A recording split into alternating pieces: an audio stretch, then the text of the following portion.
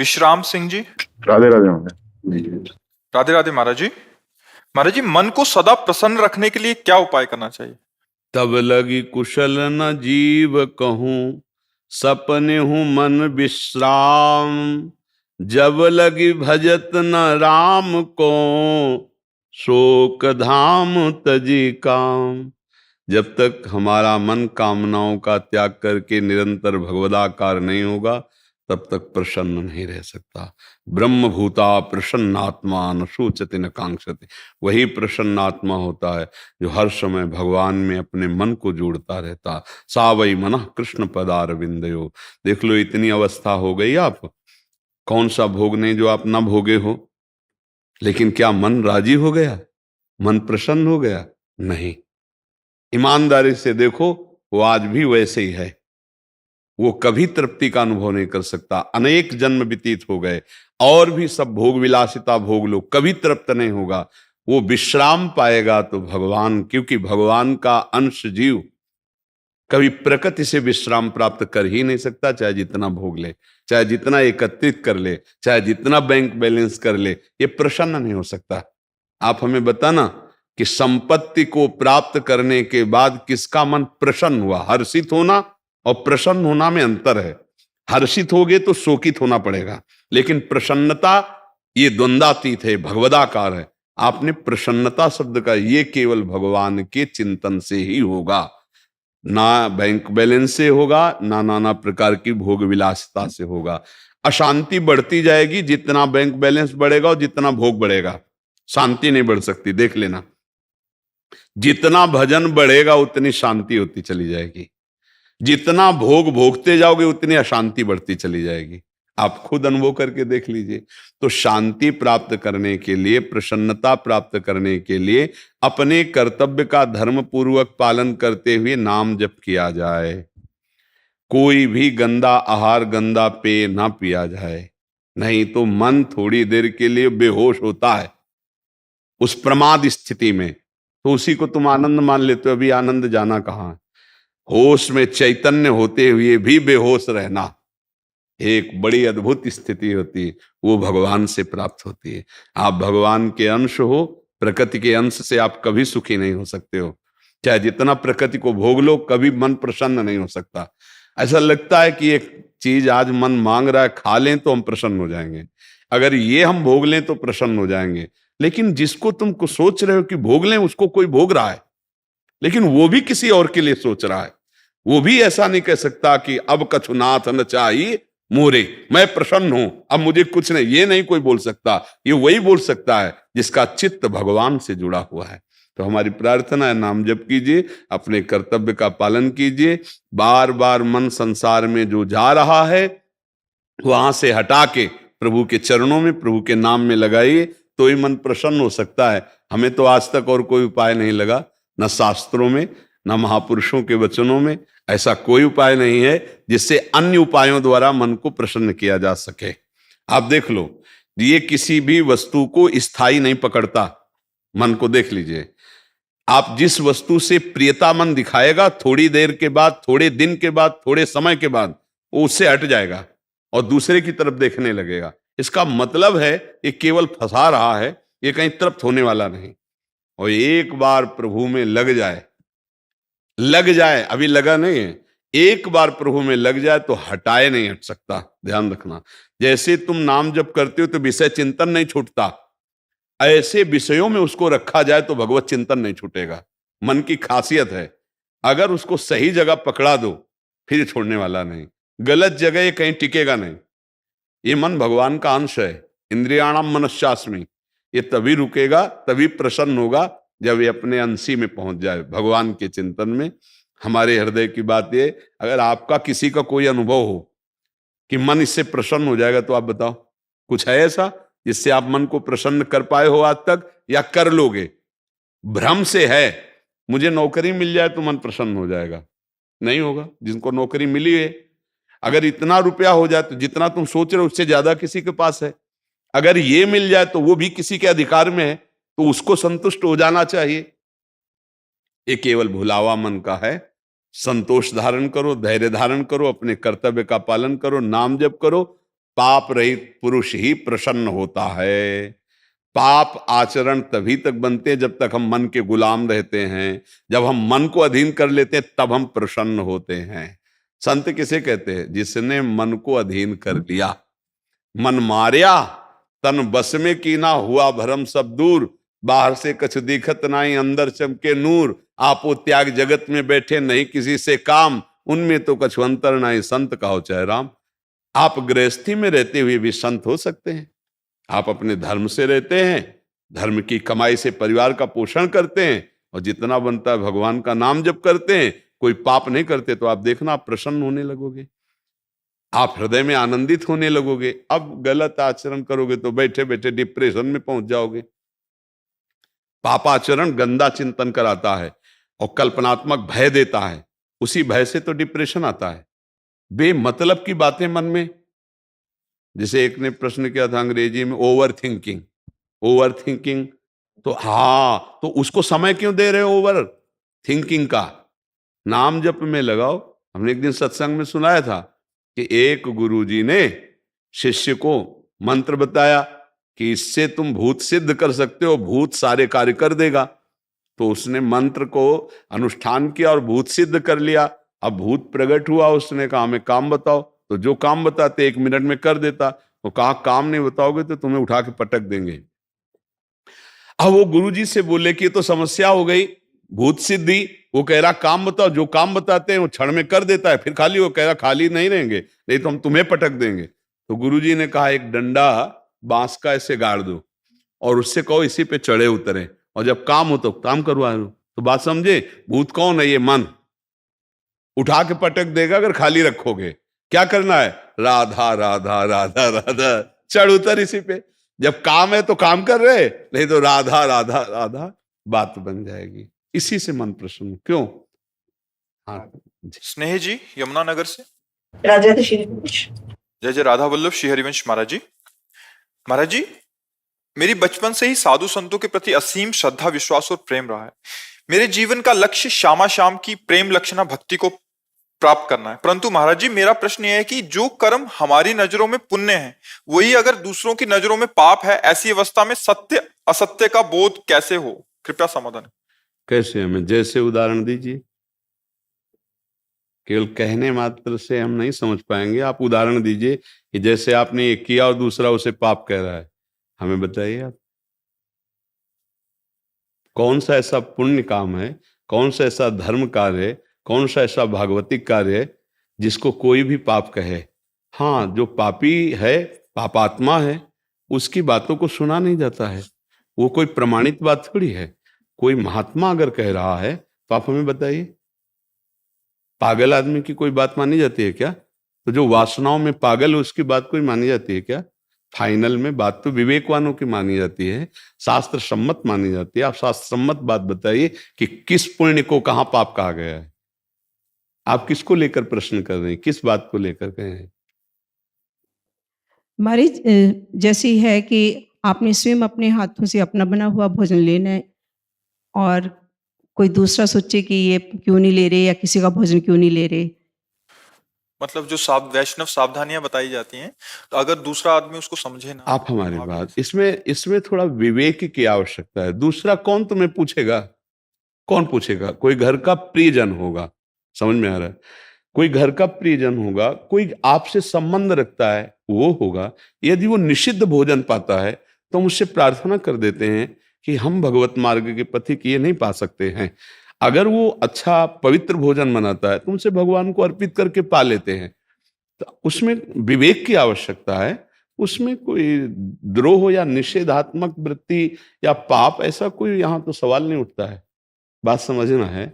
हाँ, अगर ऐसे कोई गली चलते किसी को भोजन के लिए थोड़ी कहता है। एक प्रियता होती है, एक संबंध होता है। उस संबंध से जैसे वो चाहता है कि मेरे, तो अगर वो निषिद्ध भोजन नहीं है, वो त्याज्य भोजन नहीं है, तो उसे हम भगवान को अर्पित करके पा लेते हैं, उसकी खुशी के लिए। उसके हृदय में श्री भगवान विराजमान है। लेकिन यदि निषिद्ध है तो हम उससे प्रार्थना कर देते हैं कि हम देखो भगवत मार्ग के पथिक हैं, हम ये पदार्थ नहीं पाते हैं, इसलिए हम नहीं पा सकते हैं। तो उसमें कोई बुरा मानने की या पाप की कोई तो बात ही नहीं है जी। हरवंश पराशर जी पंजाब से। राधे राधे। राधा वल्लभ श्री हरिवंश महाराज जी, दंडवत प्रणाम। गुरुदेव भगवान, 3-4 माला नाम जप के पश्चात मन स्थिर हो जाता है, बाहरी सब कुछ रुक जाता है। 10-15 मिनट के लिए न माला गिरती है न शरीर झटका लगता है। कभी कभी आभास होता है कि नाम जप चल रहा है। गुरुदेव, क्या ये निद्रावस्था है? इस अवस्था को नहीं, निद्रा नहीं कहते, इसे तंद्रा कहते हैं। निद्रा नहीं कहते, इसे तंद्रा कहते हैं। ये भी विक्षेप माना जाएगा। ये कोई भागवती की स्थिति नहीं है, इसे विक्षेप माना जाएगा। इसको सुधारना चाहिए। ऐसी स्थिति में खड़े हो जाना चाहिए, टहलने लगना चाहिए।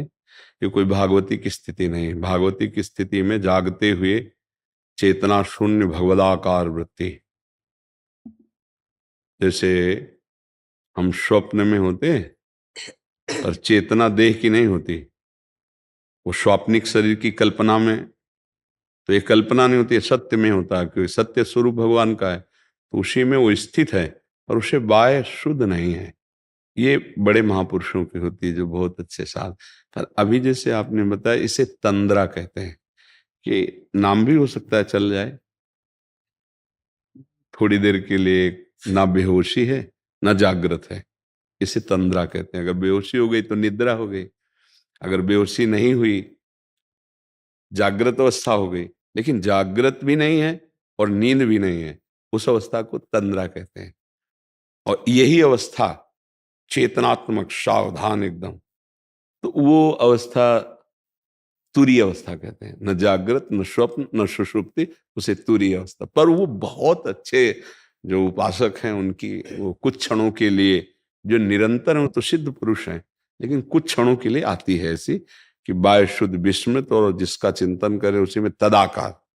तो ये थोड़ा टहलो उस समय, बैठ करके ना, थोड़ा टहल करके उसको कर लीजिए, नाम जप कीजिए, क्योंकि अगर इसको कोई स्थिति मानने से फिर घाटा हो जाएगा। ये कोई स्थिति नहीं है, समझ पा रहे हैं आप?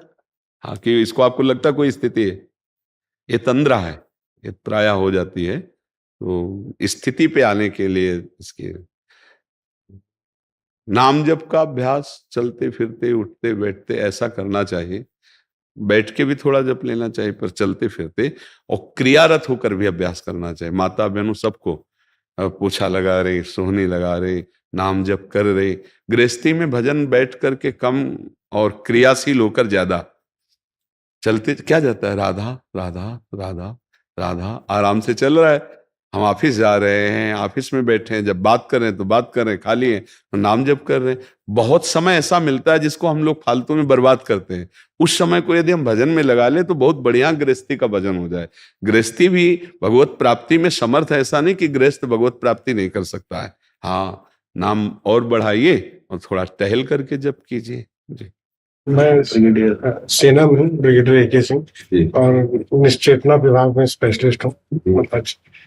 दरअसल सेना में रहकर समाज से हम कुछ ना कुछ हद तक अलग हो जाते हैं, लेकिन समाज में जो मंथन चल रहा है, मैं सोचा तो मैं उसमें कैसे कंट्रीब्यूट कर सकूं।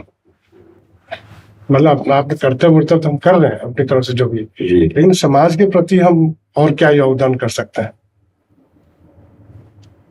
यदि आप अपने कर्तव्य पर स्थित है तो पूरे राष्ट्र की आप सेवा कर रहे हैं। और ये जो समाज परिवर्तन, उनके भाव का परिवर्तन होगा, वो स्वयं के तप और पवित्र आराधना से होता है। जैसे हम ऐसे समझाएं किसी को तो ऐसे समझ में नहीं आएगा, लेकिन यदि हम स्वयं समझकर और तप पूर्वक भजन पूर्वक, तो उसका प्रभाव पड़ जाएगा। समाज का परिवर्तन इस समय बहुत आवश्यक है, क्योंकि वायुमंडल में व्यभिचार और नाना प्रकार की कुप्रवृत्तियां फैल चुकी हैं कलयुग के कारण। अब उसके लिए यदि भजन और तप नहीं होगा तो वाणी से केवल परिवर्तन नहीं हो सकता। हम किसी को धन और सुविधा देकर सुखी नहीं कर सकते, उसके विचार परिवर्तन की आवश्यकता है। अगर उसका माइंड परिवर्तन नहीं हुआ तो वासनात्मक भूत उसके द्वारा जो क्रियाएं करवाएगा वो अशांत रहेगा, वो नाना प्रकार के पापाचरण करके वो बहुत क्लेशित रहेगा।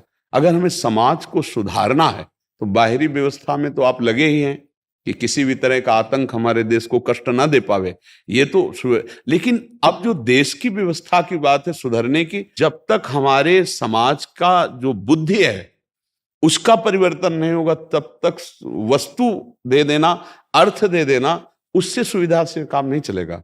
अगर बुद्धि ठीक है तो और बुद्धि के लिए तप और भजन, इन दो के द्वारा बुद्धि का परिवर्तन होता है।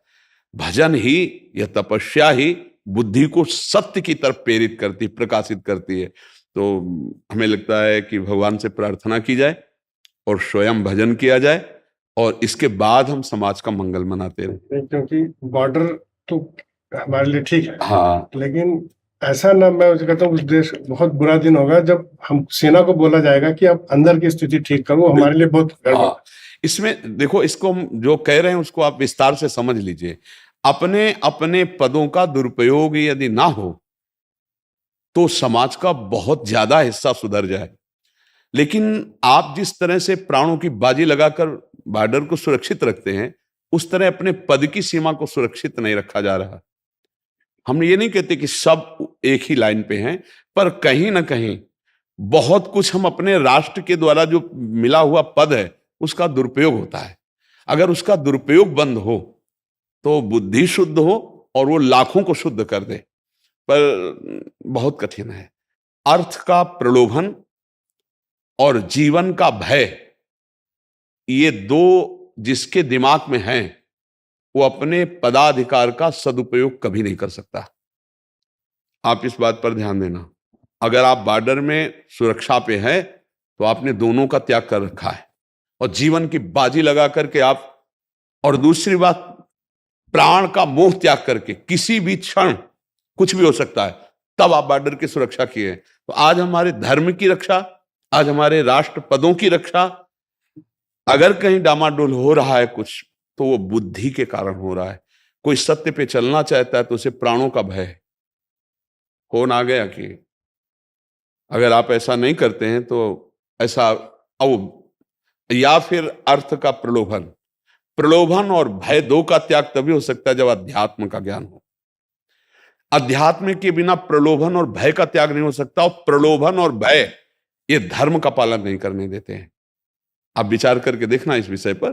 तो हमें लगता है कि अध्यात्म शिक्षा अगर जन जन में पहुंचे, वास्तविक अध्यात्म, प्रवचन होना तो बहुत है, ये तो बहुत है, वास्तविक अध्यात्म में जब तक हम स्वयं नहीं होंगे तब तक सुधार नहीं होने वाला है। तो अध्यात्म का आप अपने अंदर प्रसार कीजिए और फिर बाहर प्रचार कीजिए। हमारी तो प्रार्थना आपसे यही रहेगी और जन समाज से ही रहेगी कि हम एक एक अपनी बुद्धि को अध्यात्म के द्वारा पावन करें और भय और प्रलोभन से हटे।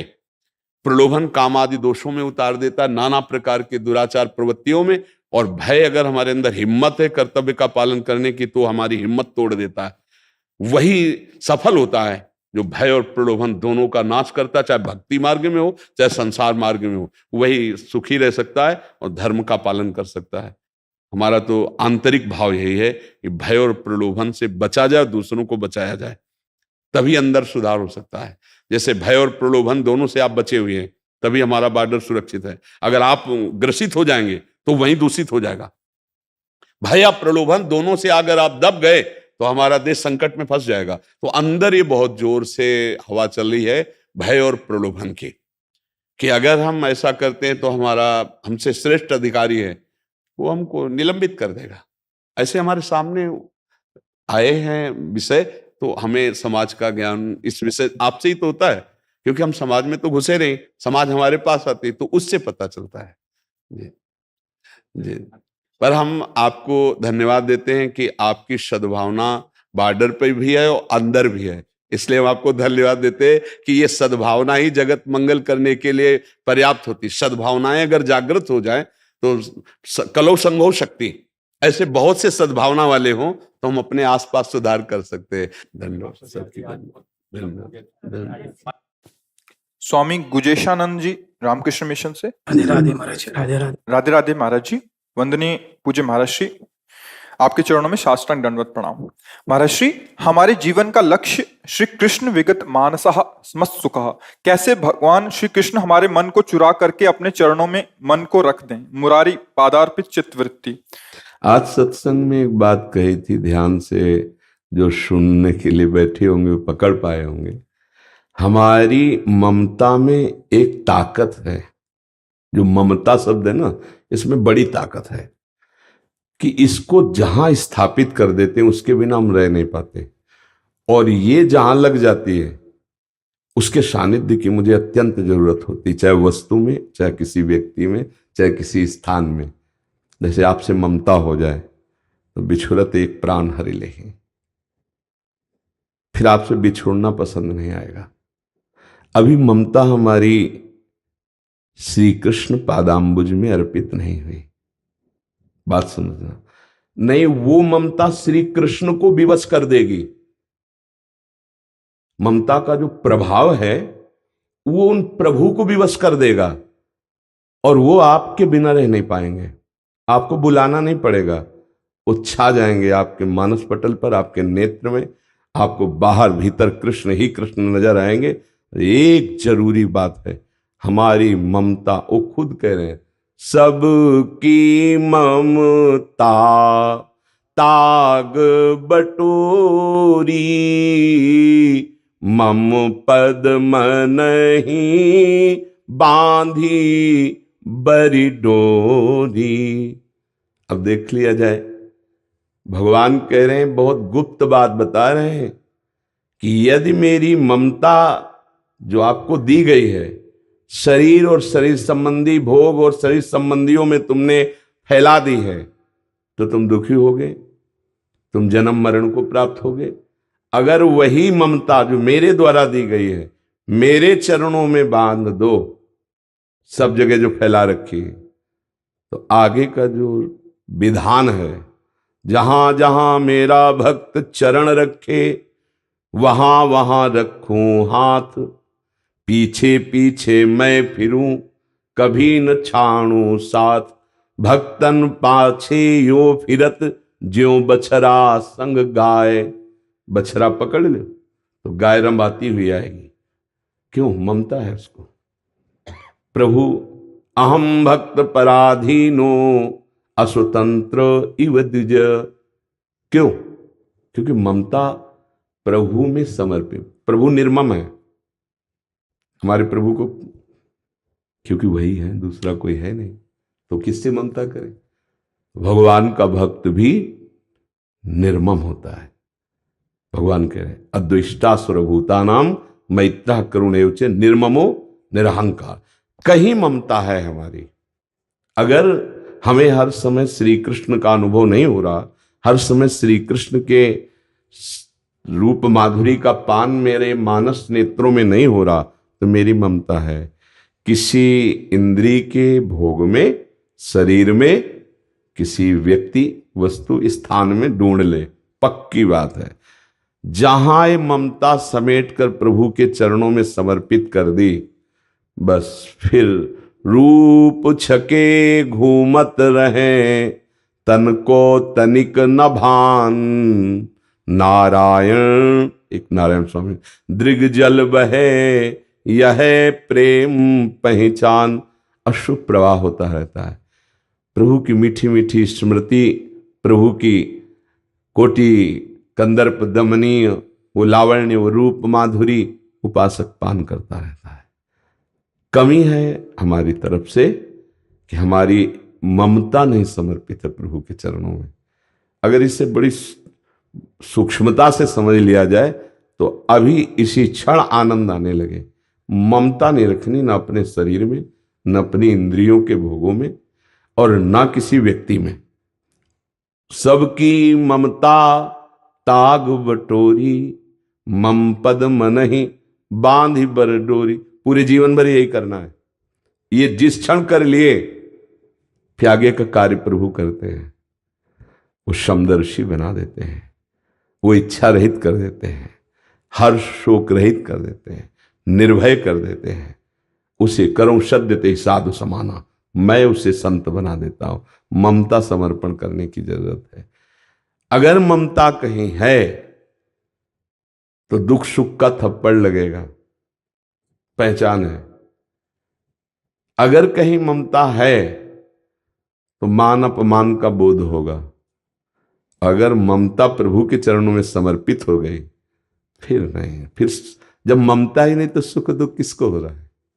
फिर मान अपमान किसको? शत्रु मित्र समजानी, मान मान अपमान सम, दुख सुख लाभ न हानि, यह जो कृपा हरिवंश की। ममता जो प्रियालाल के चरणों में समर्पित होती है तो ये स्थिति पाई जाती है उसमें कि शत्रु मित्र में समान भाव उसका होता है, सुख दुख में, लाभ हानि में, मान अपमान में, निंदा स्तुति में समान भाव। क्योंकि जब शरीर से ममता हो तो निंदा स्तुति का प्रभाव पड़े ना।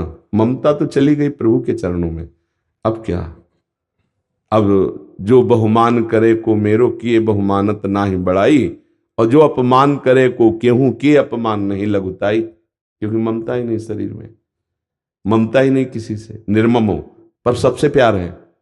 ये चमत्कार होता है भक्त का, वो निर्ममो निरहंकारा पर सबसे प्यार होता है। सब जीवन सो प्रीति भगवत भाव से, रीति निवाहत आपनी, रीति अपनी निष्काम, किसी से कोई स्वार्थ की प्रीति नहीं, निष्काम भाव से, भगवत भाव से सबसे प्रीति है, और किसी से ममता नहीं।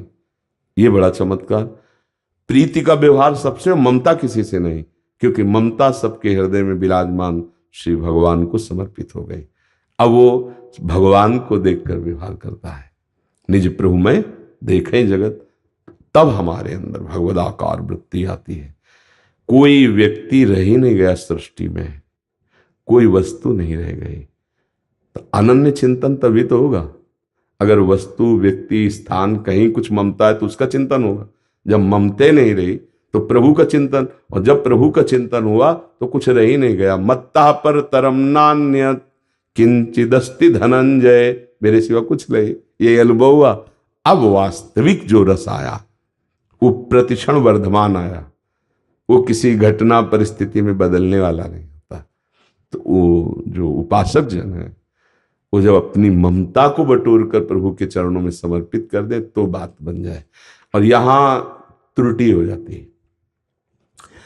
हम नाम जप करेंगे, थोड़ा साधन करेंगे, थोड़ी सेवा करेंगे, पर ममता शरीर में, ममता अपनी मान्यता, प्रियता इंद्रियों की, बहुत समय लग जाता है। साधना को समझना है, ये क्रिया से नहीं होता, ये केवल समझ ठीक होने से होता है। तभी गोस्वामी जी ने, तुलसीदास जी ने बहुत शोध कर कहा कि बिगड़ी जन्म अनेक की अब ही सुधरे आज, होई राम को। बस अपना जो ममत्व है उसको प्रभु के चरणों में अर्पित कर दो। सब साधन का ये सार है, ममता शून्य हृदय और ममता युक्त हृदय। प्रभु के चरणों में ममता, और शरीर और संसार से ममता शून्य। और यहां सब उल्टा है, सिर्फ प्रभु से ममता नहीं और सब जगह है लेला। देखो ना, जैसे छोटे बच्चे से माँ प्यार करती है, कैसे छोटा बच्चा माँ से प्यार करता है। भय आया तो माँ की गोद में दौड़ जाएगा, और सुख की बात है तो माँ की गोद में। अगर उसे टॉफी पसंद आती तो पहले माँ की तरफ देखेगा, माँ। ऐसा भक्त होता है, अनुकूल प्रतिकूल हर परिस्थिति में ममता केवल प्रभु के चरणारविंद में होती है। वो प्रभु की तरफ देखता है। अभी हमारी प्रभु से ममता शून्य और सब ममता है, और उपासक की समस्त जगत से ममता शून्य। निर्ममो निरहंकारा तो सम दुखा सुखा क्षमी, क्षमावान, सुख दुख में समान भाव, किसी में कोई दोष दर्शन नहीं, करुणा मैत्री का सबसे व्यवहार, पर कहीं ममता अहंकार नहीं। ये भक्त का स्वरूप है। इसलिए नाम जप और अपनी ममता को धीरे धीरे चुन चुन के प्रभु के चरणों में समर्पित करना, जीवन लग जाता है। अगर सही बात बैठ जाए दिमाग में तो पलटने में 1 मिनट लगता है। बस दिमाग में बैठा लिया गया प्रभु के सिवा। पर ये बैठना कठिन होता है। देखो ना, लगे तो है, इस हम लेके चले अपनी ममता को बटोर कर प्रभु के चरणों में, वो कहीं फैल जाती है, देख लो, फिर कहीं फंस जाते हैं। हम उसको ठीक ठिकाने पर चढ़ा नहीं पाते, समर्पित नहीं कर पा। और उन्होंने सिर्फ कहा है मम पद मन ही बानी पर, मेरे चरणों में बस। अब हम लेके चलते, जैसे मान लो अपने लोग संत भाव में निकले, कोई गृहस्थ हो या विरक्त, ममता तो देनी पड़ेगी प्रभु के चरणों में। जैसे अपने लोग चले, तो विविध प्रकार की समाज, विविध प्रकार के उसमें फंस जाते हैं। पहले सीधे जो पूजा सामग्री लेके निकले हो ममता, वो प्रभु के चरणों में समर्पित करो, अर्थात परिपक्व अवस्था, किसी भी द्वंद्व का कोई प्रभाव नहीं। अब प्रभु स्वरूप समाज में उतरो, कोई फर्क नहीं पड़ेगा।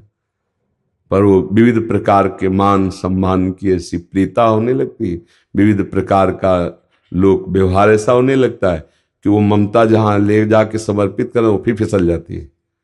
मतलब पुत्र में नहीं तो शिष्य में सही। बड़ा विचित्र खेल है ममता का। अगर वहां तक नहीं पहुंची तो फिसल के कहीं भी लग सकती है, कहीं भी। मतलब एक ईंट में भी ममता हो सकती है, कहीं भी ममता, कमंडल में हो सकती है, लंगोटी में हो सकती है, हिरन के बच्चे में हो गई, हिरन बनना पड़ा।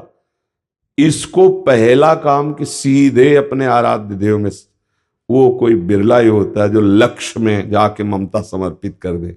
नहीं, इतना मनोरंजन है, लक्ष्य तक पहुंच नहीं पाता। निकला तो, पर मनोरंजन इतना जोर का माया फेंक देती है ना, सब फ्री, खाओ पियो भोगो देखो, ऐसा फंस गया। वो ममता वहां तक नहीं पहुंचे। इसीलिए बहुत कठिन कहा जाता है भगवत प्राप्ति। भगवत प्राप्ति कठिन नहीं है, कठिन है प्रभु से ममता कर पाना।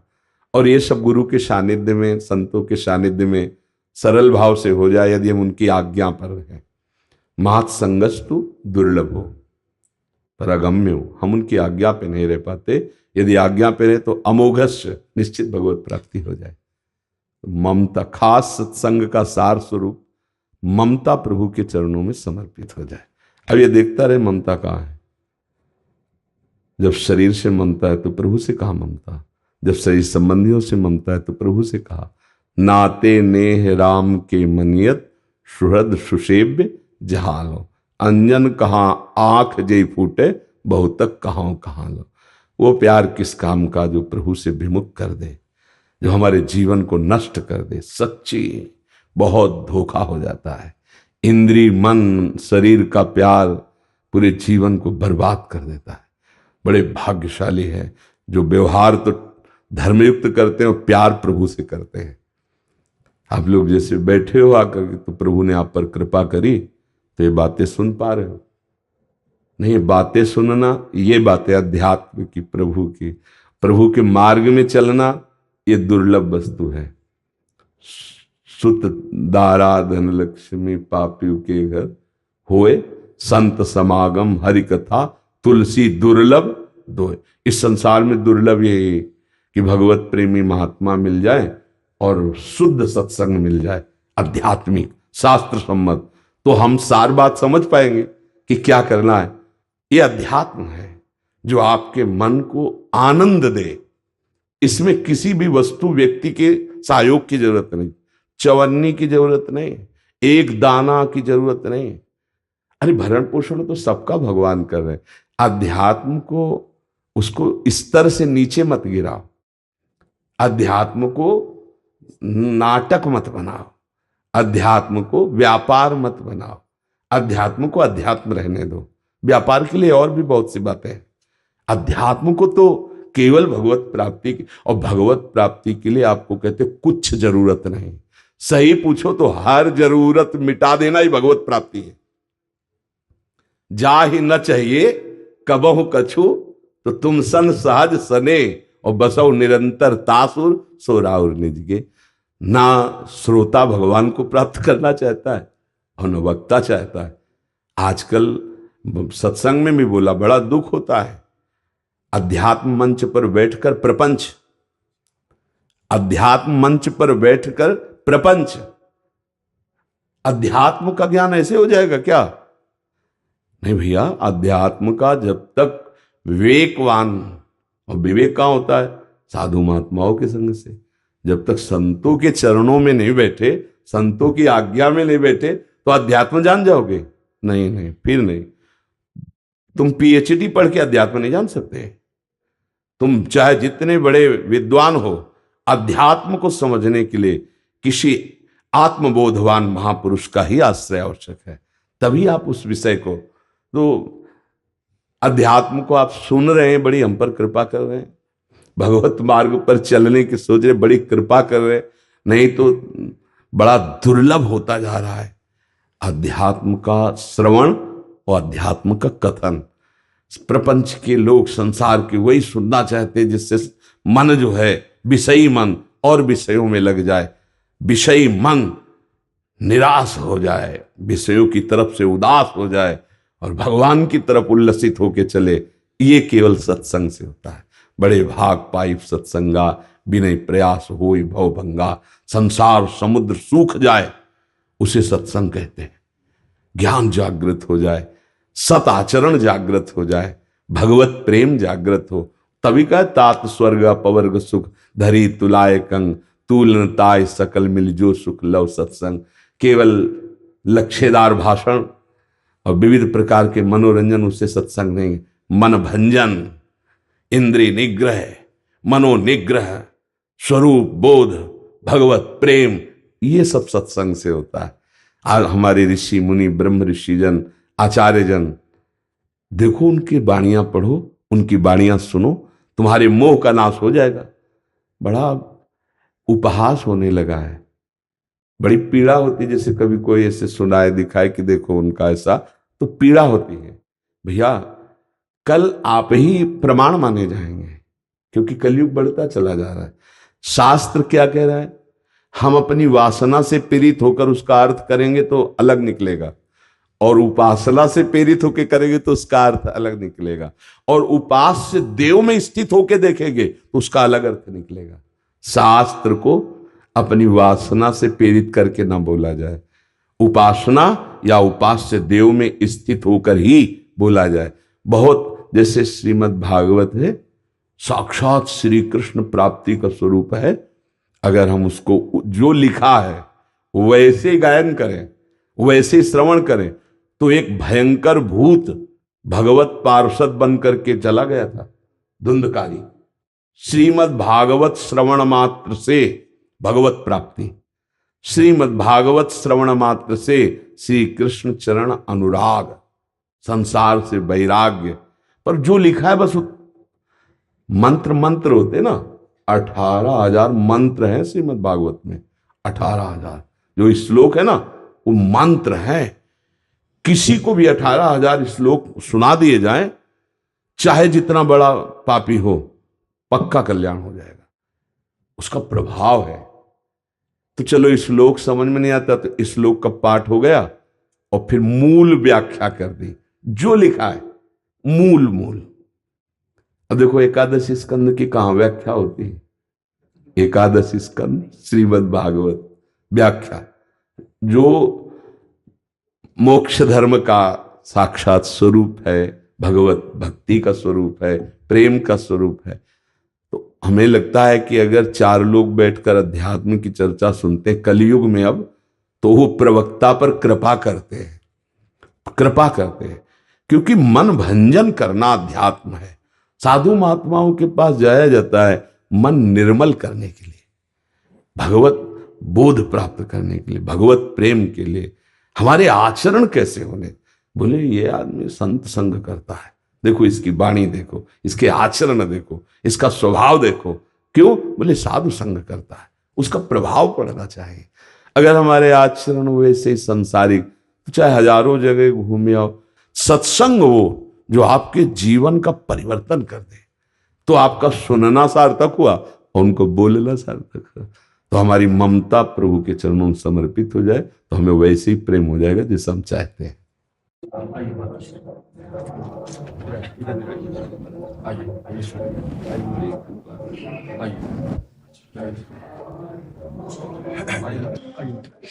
लाओ सब संतों को लाल वाली प्रसादी लोई उड़ा, संतों सफेद में जो सेवा में सफेद वाली उठा दे। महर्षि मणि आश्रम कुप्पा घाट भागलपुर बिहार में पड़ता है जी। तो सब एक कार्यक्रम था यादव ठाकुर के सामने में जी। आनंद फार्म हाउस के पास जी। तो वहाँ लगभग 500 संत आए हुए थे पूरी संस्था से, मतलब सब जगह से जी। और 25 से 30 हजार लोग लगभग भक्तों की व्यवस्था थी जी। तो वहीं से सब कुछ संतों की इच्छा हुई मिलने की तो ले आए। मैं तो यहीं रहता हूँ वृंदावन में ही। हाँ, बड़ी कृपा जो प्रभु मोहि अनुग्रह की ना तो तुम्हारी दरस 60 दिन। हमारे प्रभु कृपा किए तो आप सब आके दर्शन। बहुत दिनों से नाम सुना था तो मन में श्रद्धा बनी की ये संत मत की संस्था है, स्वामी जी का दर्शन करना है। महर्षि स्वामी जी जी सतगुरु का जी हमारी संस्था में जो है जी मैंने अभी आपका थोड़ा सा प्रवचन सुना, इससे भी मैं आपको फॉलो करता हूँ क्योंकि आपने शास्त्र और जो संतों के प्रति अश्रद्धा हो रही थी जी उसको आपने पुनः लोगों में, आप संतों की चरण धूलि का प्रताप ही, हाँ आप संतों की चरण, हमारे यहाँ स्वामी जी सगुण और निर्गुण जी दोनों की मान्यता है जी। सगुण से हम भक्ति का आरंभ मानते हैं और निर्गुण अनुभूति। महाराज जी चाहे जो भक्त हो, दोनों प्रकार की उपासना साथ साथ चलती है। जैसे हाँ दोनों पैर से व्यक्ति चल सकता है। हाँ जैसे हम प्रगट में ठाकुर जी का अर्चा अवतार श्री विग्रह विराजमान किए हैं और अप्रकट में सबके अंतःकरण में वही तत्व निराकार रूप से विराजमान है। ये जितने आकार हैं ये परिवर्तनशील हैं, लेकिन इस आकार को चैतन्य घन जो चेतना प्रदान करता है वो निराकार है, उसका कोई रूप नहीं है। हम जिस रूप की भावना करते हैं वो उसी रूप से हमारे अनुभव में आता है। अगर हम कोई भावना न करें तो जीवन मुक्त हो जाए, समझ रहे ना। कोई चिंतन नहीं, न सत न असत, वो जीवन मुक्त महापुरुष है। सत चिंतन वो भक्त है, असत चिंतन वो संसारी है, समझ रहे। और आखिरी में जाके भक्त भी चिंतन को कर्ता भाव से त्याग देता है, स्वाभाविक उसका भगवदाकार वृत्ति रहती है, मैं का विस्मरण हो जाता है भक्त को। तो केवल जो इष्ट माना था वही रह गया एक। भक्ति की स्थिति होती है ब्रह्म नहीं, माया नहीं, नहीं जीव नहीं काल, अपनी हूं सुध ना रहे, एक रहो नंदलाल। ज्ञानी की दृष्टि रहती है मैं में, जो शुद्ध मैं, जिसके आगे कोई उपाधि नहीं लगती। उपाधि युक्त मैं माया में है, मैं भक्त हूं, मैं संत हूं, कुछ भी उपाधि लगती है देहाध्यास जिस उपाधि शब्द ही माया में है। और जहां शुद्ध मैं है वो ब्रह्म है। ये जो अंतःकरण धर्म से मैं स्फुरित हो रहा है, इसी को मिटाने के लिए साधना है। और ये मिटी तो स्वरूप अपना जो था जो है वही रहेगा। उसका क्या स्वरूप है निर्वचनीय है, उसको हम जिस रूप में मानते हैं। अच्छा स्वामी जी, एक बात और आज सुना मैंने आपके प्रवचन के माध्यम से जी कि सगुण भक्ति के माध्यम से भगवान जल्दी प्रसन्न हो जाते हैं। जी हाँ, उसका कारण क्या है महाराज जी कि हम लोग आकार में फंसे हैं। जैसे हम अपने गुरुदेव को माना तो सगुण भक्ति हुई ना, गुरुदेव आकार रूप में विराजमान है, उनका चरण प्रक्षालन, उनकी सेवा, उनकी आज्ञा में, तो स्थिति हमारी उसी में आएगी, सर्वव्यापक तत्व में।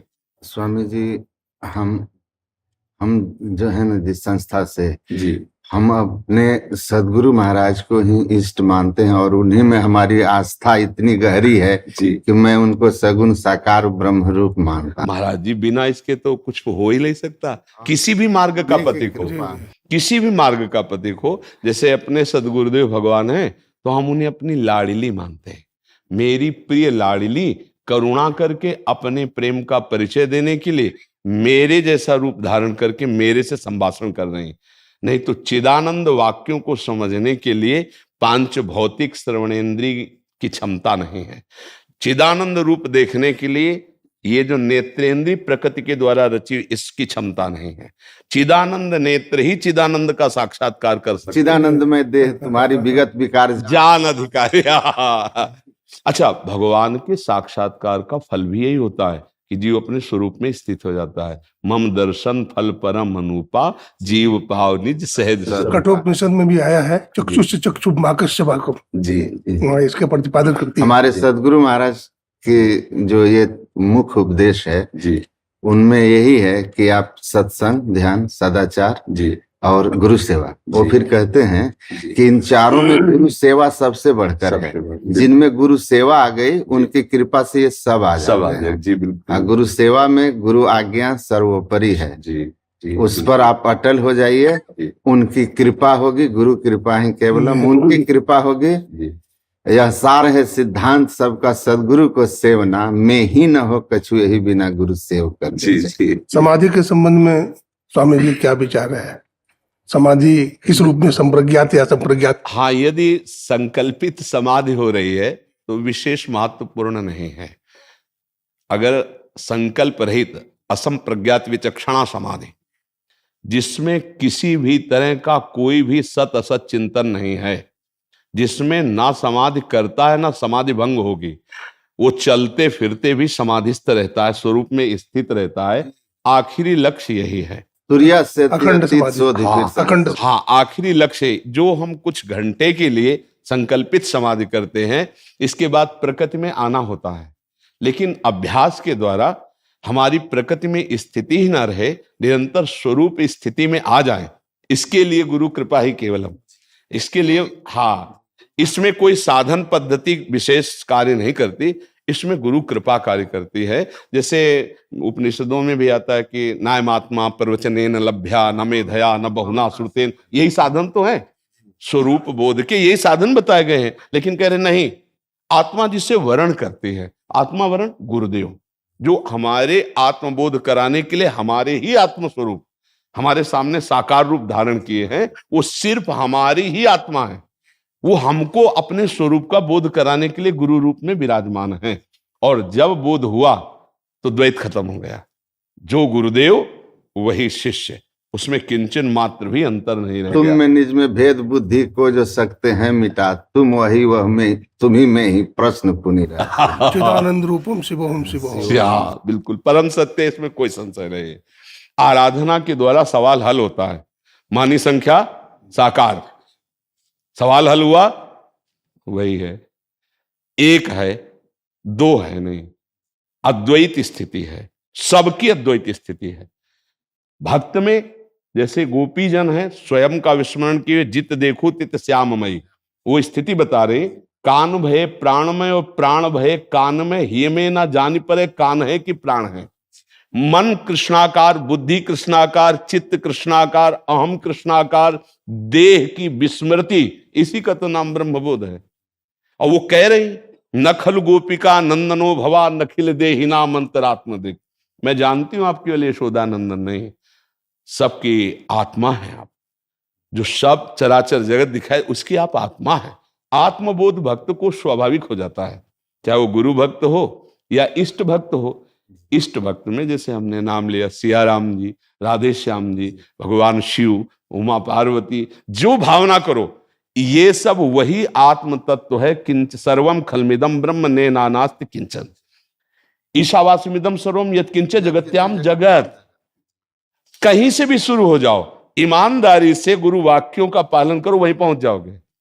ऐसा नहीं होता कि भक्त अज्ञानी होता है, संपूर्ण बोध होता है, संपूर्ण बोध। प्रारंभिक भक्ति की बात नहीं कहते। हमारे सदगुरु महाराज कहते हैं जी, भक्त और ज्ञानी में इतना अंतर है कि भक्त भगवान को अपने से अलग मान के चलता है, और ज्ञानी अपने को हम ब्रह्मास्मि ऐसा मान के साधना करता है। लेकिन अंत में भक्त और ज्ञानी दोनों उसी अवस्था में पहुंचते हैं जहां भक्त वो और भगवान एक, त्रिपुटी का अंत हो जाता है। दृष्टा दृश्य दर्शन दोनों का अंत हो जाता है। गीता जी में एक श्लोक है, ब्रह्मभूता प्रसन्नात्मा न सोचते न कांक्षते समा सर्वेषु भूतेषु मद भक्तिम लभते पराम। दोनों की स्थिति एक होती है, न सोचते न कांक्षते, और ब्रह्मभूत दोनों होते हैं। एक बार जिससे हनुमान जी से वशिष्ठ जी ने प्रश्न किया कि आप कौन हैं, तो ये लगा कि हनुमान जी महाराज ने विचार किया कि वशिष्ठ जैसे महामुनि प्रश्न करने का मतलब कोई गूढ़ता है, तो उनका शरीर भाव से दास हूं, जीव भाव से अंश और अंशी, वंशी। तदुदासो अस्मि जीव दृष्टया तदंश का आत्म दृष्टया तो एवाहम इति में निश्चित। ये हर भक्ति की स्थिति होती है जो उच्च अवस्था को प्राप्त होता है। अब बताओ उसमें भेद का है। एक जिज्ञासा है स्वामी जी, मध्वाचार्य का जो द्वैतवाद है जी, वो जीव और ब्रह्म की सत्ता दोनों मानते हैं। जी, आज शंकर का अद्वैतवाद है जो केवल ब्रह्मवादी है, ब्रह्म की सत्ता मानते हैं। लेकिन दयानंद स्वामी का त्रैतवाद है ना, वो जीव ब्रह्म और प्रकृति तीनों की सत्ता स्वीकार करते हैं। महाराज जी, इसमें एक बात ये ध्यान रखनी, समुद्र में तरंगें उत्पन्न होती हैं, तरंगों की सत्ता नहीं होती, शुद्ध समुद्र की सत्ता होती है। तो ये ब्रह्म की मायामयी तरंगे हैं, प्रकृति उसकी तरंग है, और जब वो शांत होती है तो ब्रह्म रूप ही है। तरंग नाम वायु विकार के कारण हुआ, वायु विकार हटा तो समुद्र था, समुद्र है, समुद्र रहेगा। अब उसे किसी भी रूप में आप स्वीकार कर रहे हैं, वो ब्रह्म ही है। विकार रहित ब्रह्म का स्वरूप शांत समुद्र है। शांत समुद्र है। अब उसे हम पहुंचाने के लिए कुछ भी रूप दे सकते हैं। जब भक्तों को श्रद्धा और पूजन की बात आई तो एक पत्थर उठा के गुरु ने दे दिया, उससे ब्रह्म प्राप्ति हो गई। कहीं भी शुरू करो, हर कण में वो विराजमान है, और जब आपकी तन्मयता बढ़ेगी तो आप वहीं पहुंच जाएंगे। श्रद्धावान लगते ज्ञानवान। जी। बस समस्या ये है कि हम तरंगों की महिमा नहीं मानते हैं। तरंगे हैं विविध, उसे प्रकृतिक हैं, आप उसे और नानात्व में ले जाएं, लेकिन वो तब तक माना जाएगा जब तक बोध नहीं हुआ। महाराज जी, अगर वस्त्र को स्वीकार नहीं करेंगे तो धागा की यात्रा, धागा को कहाँ से प्राप्त करें? जी जी। अगर हम अभी, हमारे सदगुरु महर्षि मही परमहंस जी महाराज ने कहा कि हम अभी जहाँ हैं वो स्थूल जो नाम रूपात्मक जगत है जी। आप नाम रूपात्मक जगत में हैं तो नाम और रूप का सहारा लेके चलना होगा। बहुत जहाँ बैठे हो वहीं से आपको चलना है। हाँ, बिल्कुल, बहुत सुंदर। इसीलिए नाम रूप के सहारा लेना है और इससे यात्रा करनी है। जैसे पानी में जो कोई पड़ते हैं तो पानी का सहारा लेते हैं, अब पानी ही उनका रास्ता होता है और उसी सहारे और रास्ते को लेकर वो पानी के पार चले जाते हैं। उसी तरह शगुन साकार नाम रूप का सहारा लेकर हम यात्रा शुरू करते हैं और फिर गुरु कृपा और उनकी युक्ति, उनके प्रति हमारा जो समर्पण है, पाखंड अहंकार त्याग करके फिर हमको पहुंचा देता है निर्गुण निराकार में। हमारे यहाँ आगे की थोड़ी सी साधना बताई गई है, अंतर ज्योति अंतर्नाद की। महाराज जी, जो स्वरूप बोध है उसमें कोई साधना नहीं, समस्त साधनों का त्याग है। न स्थूल का चिंतन, न सूक्ष्म का चिंतन और न कारण का चिंतन, तीनों मायाकृत है। चिंतनीय जो वस्तु है वो अचिंत्य है, जिसको हम चिंतन करने की बात करें वो अचिंत्य है। जी महाराज जी, उन्होंने यही कहा कि इस साधना से उस अवस्था में जाओगे, अवस्था है अचिंत। हाँ, मूल बात अगर हमारी आगे चलकर स्थिति ये समझ में आती, जैसे स्वप्न में आपने बहुत कुछ देखा, स्वप्न में स्त्री पुरुष नाना तो सब देखा, एक मन के सिवा कुछ था क्या? कुछ नहीं। ये पता जागने पे चला ना, ऐसे ही बोध होने पर मैं के सिवा कुछ नहीं है।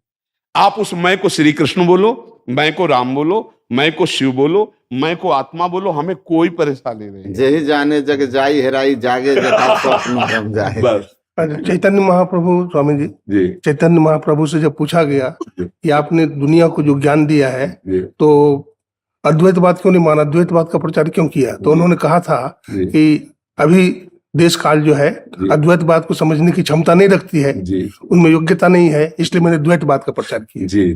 तो इसमें क्या महाराज जी, जब हम कृष्ण कृष्ण कृष्ण कृष्ण कृष्ण कृष्ण जपते हैं, इतना तो कोई भी जो समझ रहा है कि गुरु ब्रह्म है, तो ये जगत गुरु ब्रह्म है ना, श्री कृष्ण पर ब्रह्म है ना, क्योंकि जो गीता जी है, कोई ऐसा संप्रदाय नहीं जो गीता जी को हाँ समझ रहे ना। अब हम जगत गुरु का जब चिंतन किया, कृष्ण कृष्ण कृष्ण कृष्ण कृष्ण, तो जो जगत गुरु हैं वो अनुभव करा देंगे, वहीं पहुंचा देंगे। वास्तविक अगर हठ ना किया जाए तो स्थिति वही आ जाएगी। स्थिति सबकी वही आती है महाराज जी। अंतर इतना होता है जो अनुभव किया गया कि हम चलते हैं तू से, तू ही सब कुछ है, और मैं जाकर के तू में लय हो गया, तो तू मैं हो गया, मैं तू हो गया। अच्छा, ज्ञान मार्ग में मैं से चला जाता है, मैं ब्रह्म हूं, और फिर मैं खो जाता है, केवल ब्रह्म रह जाता है। दोनों एक ही हो जाते हैं, क्योंकि जो मैं है वो अंतःकरण धर्म से बोला जा रहा है। समझना, मैं जो बोला जा रहा है इस समय कि मैं ब्रह्म हूं, मतलब ये अनुभूति के मार्ग में चल रहे हैं, और जब अनुभूति हुई तो ब्रह्म, मैं ब्रह्म हूं, ये तू रहे न कोई। हाँ, ये मायाकृत है। जैसे सर्वम खलमिदम ब्रह्म, तो ये सर्वम बोध कराने के लिए है, केवल ब्रह्म केवल। तो ऐसे केवल कृष्णाकार वृत्ति, मैं कृष्ण का चिंतन कर रहा हूं, ये साधन है। और जब साध्य वस्तु में स्थिति आई तो केवल कृष्ण गोपीजनों के मुख से निकल गया, जैसे आप कहते शिवोहम, तो निकल गया कृष्णोहम। जब विरह में तन्मयता हुई तो काश देख सखी मैं कृष्ण हूं, तदाकार वृत्ति, तन्मयाहा, ये जो तन्मयाहा तदाकार वृत्ति, ब्रह्मविद ब्रह्म ही भवति, तो कृष्णाकार वृत्ति ब्रह्माकार वृत्ति ही है। महाराज जी एक और बात है जी। हम लोग, मैं बहुत सारे धर्म सम्मेलनों में गया हूँ, जितने बड़े नाम हैं जी। मैं नाम किसी का लूंगा नहीं, लेकिन बड़े बड़े सब नामों के साथ बहुत सारे धर्म सम्मेलन में संबोधन किया हूँ अपनी संस्था की ओर से जी। लेकिन जो आप का जीवन है और जो मैंने अपने गुरु महाराज जी आचार्य जी में देखा, वो कलिकाल के प्रभाव में क्यों नहीं है? महाराज जी, हम तो ऐसा देख रहे हैं कि जैसे तिनके को हवा में उड़ाया जा रहा हो। महाराज जी अश्रद्धा हो जाती है कुछ लोगों के हाँ, पास जाकर। पर आप अपने जैसे अपने देख रहे हैं कि जैसे तिनके को हवा उड़ा करके मंदिर के बिल्कुल चोटी के ऊपर बैठा दे, भला तिनके का इसमें क्या प्रयास? तो ऐसे गुरु कृपा केवल यहाँ स्वामी जी मनसा वाचक कर्मणा एक ही दिखाई पड़ता है जी। यहाँ पर जो है मनसा वाचक कर्मणा एकदम एक है। मेरी वृंदावन आने की जो खुशी थी जी। वो ये वृंदावन भगवत धाम है, कृष्ण महाराज जनबंदे जगत गुरु का, वो तो था ही, लेकिन महाराज जी आपका दर्शन करना हमारे लिए, आप दर्शन देने आए, आपका दर्शन हुआ, हम लोग कृतार्थ हो गया। हम लोगों की मनोकामना थी कि यहाँ दर्शन करेंगे, और हम लोगों का दर्शन हुआ, सफल हो गया। आपका दर्शन हुआ। और ये ब्रह्मचारी लोग भी जो है बड़े महान हैं, इनका भी मैं देखा है, इनकी सेवा है, इनकी इनकी समर्पण सेवा और बड़ी महान है, बड़ी प्रेरणा समर्पण स्रोत है जी। हाँ, बस ये कि इन सब संत जनों से ये हमारी प्रार्थना है कि हमारे शास्त्र के विरुद्ध कोई आचरण नहीं होना चाहिए, और कहीं भी अहम की हमको कोई सूचना नहीं मिलनी चाहिए कि आपका वर्ताव किसी से अहम जन्य हुआ है। तो गुरु कृपा से, भगवत कृपा से, सब के ऊपर कृपा है आप संतों की, तो ये दैन्य भाव से सेवा में, और इसी से भगवत प्राप्ति हो जाएगी। क्योंकि जिस भाव से चल, एकांतिक भजन होना और समाज में सेवा परिचर्या में रहते हुए भगवत चिंतन होना, दोनों में एक अंतर है। एक अनुभूति कहता हूँ, मैं हिमालय क्षेत्र में भी रहा, ये महाराज जी भी रहे जी। एकांत में रह के बहुत भजन किया, लेकिन जब मैं अपने पूजा आचार्य महर्षि हरनंदन जी महाराज के सानिध्य में आ गया, जो अभी हमारे संस्था के प्रधान हैं जी, बड़े सरल है महाराज जी, एकदम आपकी तरह ही। तो जब मैं उनके सेवा में आ गया, उनके सानिध्य में रहना शुरू किया, तो मुझे अनुभव हुआ कि एकांत में रह करके बद्रीनाथ, केदारनाथ, ऋषिकेश और कहीं कहीं गुजारा मैंने, पंजाब में भी, लेकिन उनके सानिध्य में जितना चित्त मेरा शुद्ध रहा, साधना कम और लाभ ज्यादा, लाभ ज्यादा। तो मुझे समझ में आ गया कि गुरु कृपा ही केवलम, और संत जो हैं, मतलब भवसागर के नाव शुद्ध संतन के चरण, तुलसीदास प्रयास बिनु मिलहि राम दुख। मैं 9 साल का था स्वामी जी, और अंतिम शब्द महर्षि में ही परमन जी महाराज का दर्शन करने आया था, तो हमारा बाल पकड़ लिया था उन्होंने, और बाल पकड़ के घुमा करके पीठ पर मांग बोल, तुमको यहीं आना पड़ेगा, और मैं स्वामी जी यहीं। संतों की कृपा से साधुता का मार्ग मिलता है। अंतिम शब्द महाराज जी, बोलिए। मैंने आपके बारे में, तो यहाँ रहता हूँ वृंदावन में ही, अपने गुरु भाई सब हैं, मतलब 2006 से रह रहा हूँ। तो मैंने आपके बारे में सुना हो कि आप पहले संन्यास में रहते थे और काशी में रह करके आचार्य किया भी है, तो उधर से आकर के हरिवंश में स्वीकार किए। तो आपको तो शास्त्र के पूरे जानकारी भी है, मैं भी पढ़ाता हूँ ऐसे। मैंने ऋषिकेश में कैलाश आश्रम से आचार्य किया हूँ, मतलब प्रस्थानत्रय का। तो हमें ये जानना है कि हरिवंश के बारे में 2 शब्द आप थोड़ा उपदेश करें कि, और यहाँ वृंदावन में रह करके मैंने कृष्ण के प्रति। महाराज जी, महाप्रभु का स्वरूप है हित। हित माने प्रेम। जैसे आत्म ज्ञान हो गया लेकिन आत्मरति नहीं, तो खास बात नहीं हुई। आप समझ पा रहे? आत्मज्ञानी है पर आत्मरति नहीं। उड़िया बाबा के महाराज के शब्द हैं कि आत्मज्ञानी तो प्रायः मिल सकते हैं, पर आत्मरतिवान, जो आत्म स्वरूप में आसक्त चित्त, अपने स्वरूप में ही रमण करने वाले, किंचन मात्र कभी 1 सेकंड के लिए भी बहिर्मुख नहीं, ऐसे होना बहुत कठिन है। ऐसे ही कृष्ण भक्ति करना अलग है और कृष्ण रति प्राप्त होना अलग है। तो ये जो आचार्य हमारे प्रकट हुए, जिनको हित हरिवंश कहते हैं, हित माने होता रति, प्रेम। मूर्तिमान श्यामा श्याम का प्रेम ही आचार्य रूप में अवतरित हुआ। और श्यामा श्याम प्रेम में, प्रेम के खिलौना दो खेलत हैं प्रेम खेल। तो एक बार श्री नवनिवृत्त निकुंज में, ये लीला भगवान की धाम की है, अद्भुत रास हो रहा था। उस समय श्री ललिता जी ने विचार किया कि हमारे प्रभु की विभिन्न प्रकार की उपासनाओं का तो प्रकाश है, पर ये नित्य रास विलास जिसमें भगवान शंकर भी एक रात्रि के लिए गोपी रूप धारण करके आते हैं और रसास्वादन करते हैं, आपको पता होगा, गोपीश्वर रूप में, इसका जन साधारण जन के अंदर कैसे वृत्ति जागृत हो। तो भगवान श्री कृष्णचंद्र जो बिहारी जी के रूप में निकुंज में विराजमान है, उन्होंने अपने कर कमल से बंशी प्रदान करी कि हमारे प्रेम आकर्षण का पूर्ण स्वरूप ये बंसी है। जब बंसी में क्लीम का उच्चारण किया है, प्रेम बीज मंत्र है, तो संपूर्ण गोपियों की चित्त वृत्ति कृष्णाकार हो गई। जैसे कोई वशीकरण मंत्र के द्वारा खींच ले, आई ब्रजनारी सुनत बंसीरो गृहपति बंधु विसारे दर्शन मदन गोपाल मनोहर मनसिज ताप निवारे। ये प्रेम रस के अंतर्गत की बात है। उस बंसी को प्रियाजू ने श्री ललिता जी को दिया कि ये हमारी प्रीतम के अधरों का रस पान करने वाली बंसी हमारे प्रेम रस का विस्तार करेगी। वही बंसी हरिवंशी, हरिवंशी, हरिवंशी, हरिवंश, हरिवंश, हरिवंशी हित अर्थात प्रेम, प्रेम प्रकाश करने के लिए वही आचार्य रूप में प्रकट हुए और उनके बताए हुए साधना पद्धति से, जैसे अभी चर्चा तो यथा योग्य जैसा चर्चा, अब हम अपनी चर्चा कर रहे हैं। जी जी जी महाराज। हम अपने आत्म स्वरूप को सहचरी वपू में देखते हैं। मैं श्यामा श्याम की सहचरी हूं जो अभिन्न हूं, द्वैत से अद्वैत और अद्वैत से द्वैत। हमारे यहाँ यही है।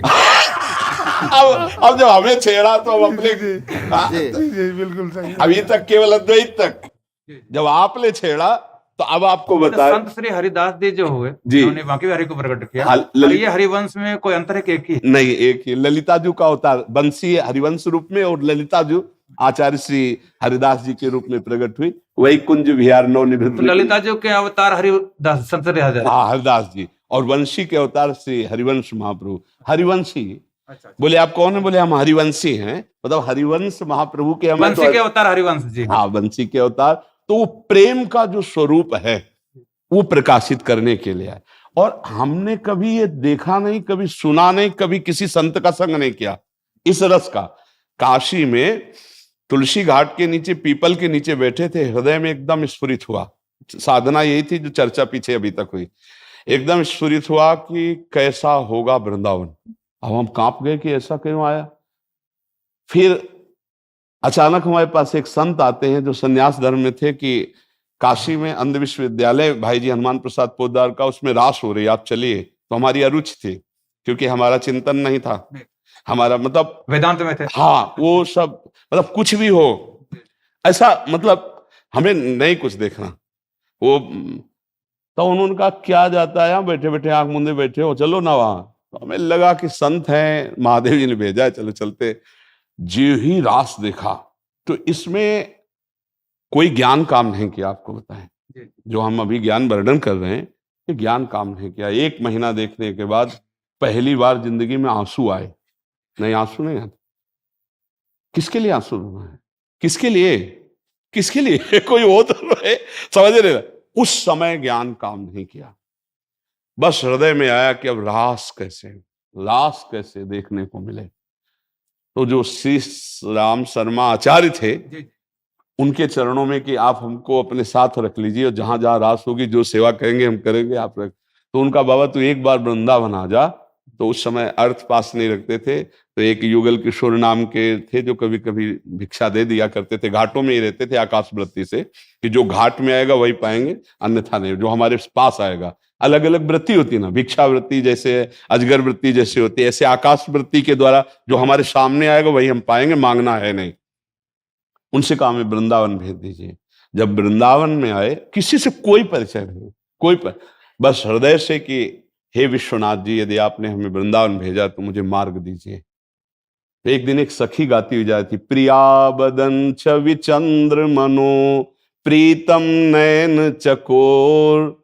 हम एक जैसे कोई बावरा हो जाता है, ये इसमें ज्ञान काम नहीं करता, पक्का समझा।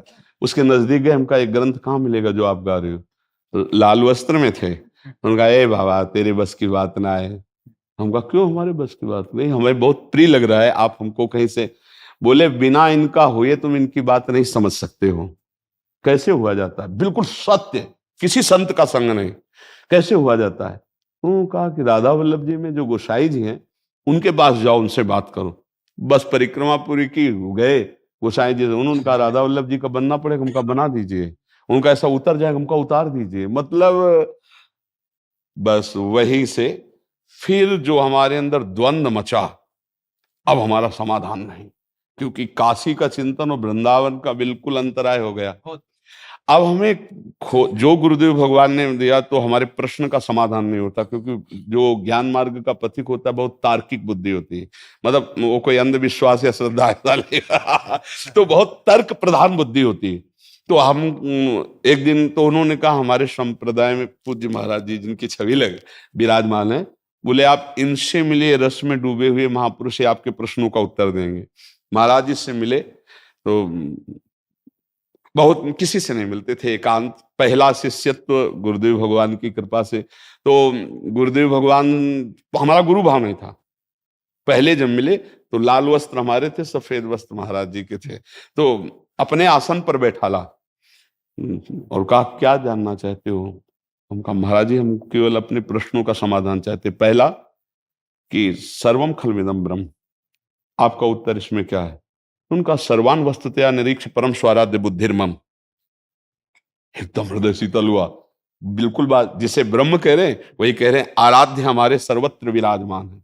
ये क्रूरा अपि पापिनो न च सताम संभाष्य दृश्यासि सर्वान, ये पहला श्लोक महाराज जी।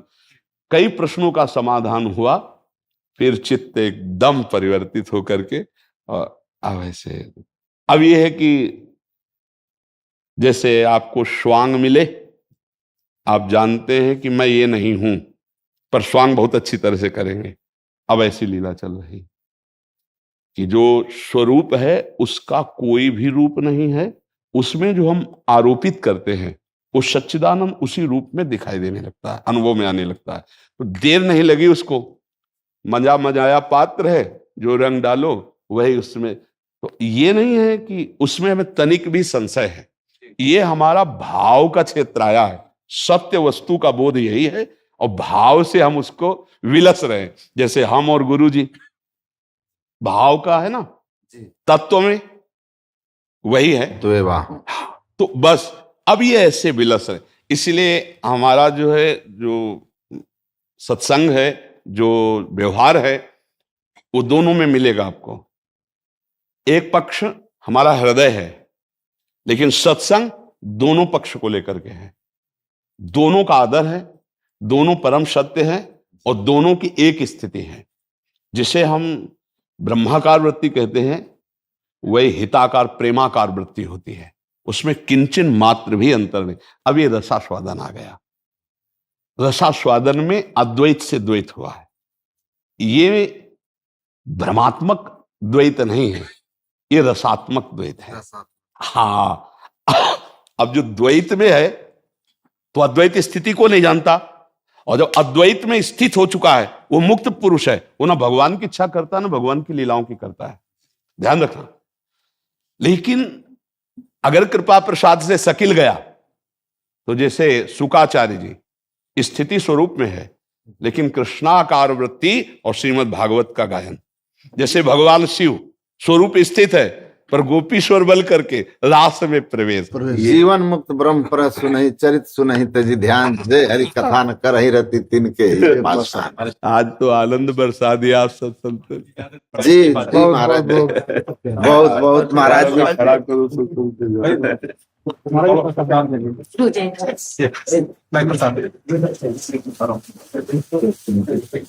बस एक बाप सो हम हमारे गुरु महाराज ने एक ये लिखा है जो हम नित्य नियमित गाते हैं, सब संतन की बड़ी बलिहारी, उनकी स्तुति के ही बुद्धि कीजिए, मोरी मती नीचे।